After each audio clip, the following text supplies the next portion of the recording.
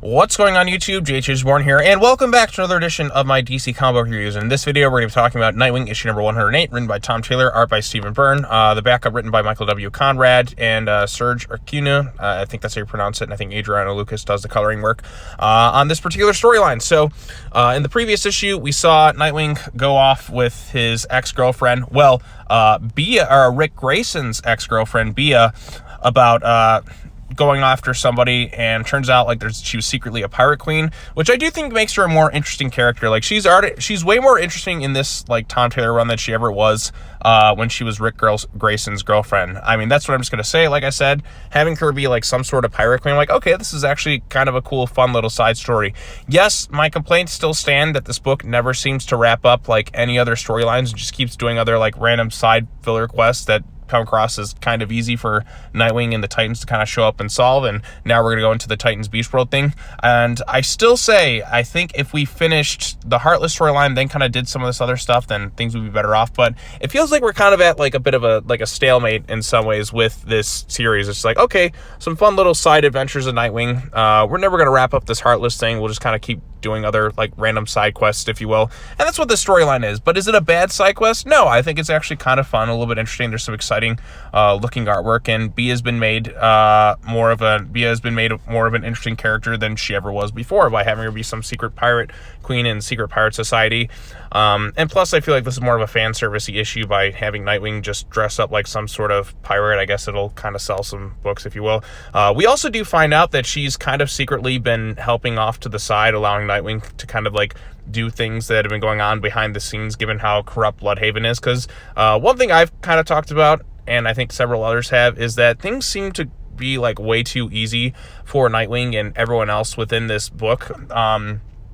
It just seems like every problem is just kind of solved with ease, and there's no real like challenge. He's never off doing things on his own anymore. There's always somebody there to kind of hold his hand, or the Titans show up, or Batgirl shows up, and things are wrapped up like rather easily. Like the way like Blüdhaven is just kind of like turned around with no problems whatsoever. That's just kind of something that's been like kind of bugging a lot of people. And here, like, I feel like, I don't know if this is always the plan or just kind of retroactively like added in, but it does kind of like, I guess kind of like, it's kind of done there, I feel like, in some ways, to like say, hey, you know, if you've been critical of this thing, like it secretly somebody else has been kind of helping him. So again, I like it. I kind of like the explanation that she's been off doing stuff to the side, because like I said, a lot of the stuff with Nightwing has come across like way too easy at times, and like it's always somebody else there and things are wrapped up, except for like things like the Heartless thing. But it is what it is, I suppose. But anyway, so they go off to this little cave, and it turns out like there's a secret pirate city that not too many people like knew about, and I kind of like stuff like this. I'm a big fan of like hidden cities and secret societies and stuff within like movies and games and stuff, so this is all like pretty fun stuff to me. She also does confront her brother or half-brother, stepbrother or whatnot, who's been kind of gunning for like power or whatnot, and it does end in a bit of a cliffhanger where she's kind of stabbed and like thrown off a cliff, and Dick has to kind of jump in after and save her, and we're left ambiguous if she's gonna live or die. So I like that aspect to it. I thought that was kind of cool. It's a bit of an exciting cliffhanger right before we go into this whole like Beast World storyline, if you will. So that's the first thing, and the Stephen Byrne artwork is quite good. Then we have the backup storyline, which is like the final part of this random guy who's been following Dick Grayson around. The guy's name was Hatch Marlin. He's a character dating back like all the way to Detective Comics 154. So if you would have guessed that, then congratulations, you win a medal.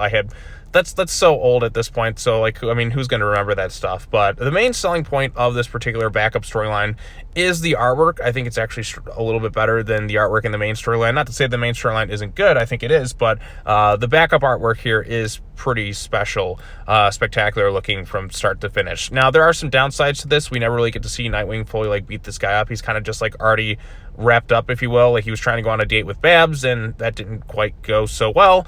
And so, like, she kind of leaves the movie earlier. And also, why are you, like, going to the Monarch Theater? Like, I mean, is that really the theater you want to go to in Gotham City? Or whatnot? But, hey, it is what it is. Him and Babs are kind of dating. They go back to their place, and then they're kind of cuddly and kissy face while Steph and Cass and Jason are all there watching some sort of vampire movie on TV. And it goes to show that they're a happy-go-lucky couple right now. So that's pretty much, you know, that's basically it. with this particular storyline. Not sure really what the point of it was. It just felt like, okay, let's just do kind of a fun little like side story. The Serge Acuna artwork I think is really, really good. Like he's able to like, or I don't know if it's he or she, but like Serge's like artwork is really quite good. I've seen them draw other characters within that style. So as it stands, like Nightwing 108, like on its own, I think it is a fun little like comic book issue for this particular one. Like I said, we're still not wrapping up storylines. We're kind of taking more side detours. But if you're going to do that, at least make the issues kind of like entertaining to some extent. And I think that's what it's kind of done here. I just want to see like things kind of wrapped up that they've like set up beforehand. So that's still been my complaint. I'm going to still kind of talk about that until like some storylines that they set up, like they actually like follow up to within this run. Because like I said, if we already did that, then I'd be kind of more open to this. But I also want to see like something like more interesting kind of come up within this run as well. I know we're going to go into the Beast World crossover, and I don't exactly know if I'm going to be covering like the whole event. I don't think I will, mainly because I'm just exhausted from like every event that DC's doing, and I just feel like it's kind of a waste of time at this point. Like if I just read the main stuff, then I should be totally fine. Basically, like everyone's just turning into animals and whatnot. I'm sure Beast Boy is going to be fine. They're not going to have like, they're not going to actually have the guts to kill off his character. Unless you're Alfred, then you're just not going to die or like have any dire consequences or anything. It's going to be wrapped up with ease. Like I said, if you want to do a gutsy thing in this Beast World storyline, then kill off Beast Boy. You could have done it in Dark Crisis, but you didn't do that.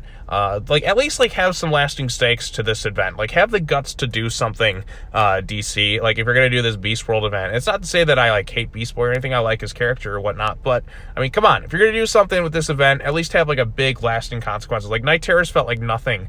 There was like 40 issues of just stuff. And all you really needed to do was like read the Williamson stuff, because like half the stuff, like the majority of the stuff just felt kind of like pointless filler, if you know what I mean. So I don't know how Beast World's going to be. I mean, it's a lot less issues than Night Terrors was, but it's still like another event from DC where it's like 20 issues you have to cover it on. I'm like, no, I have to put my foot down. I'm not going to read every issue in that run.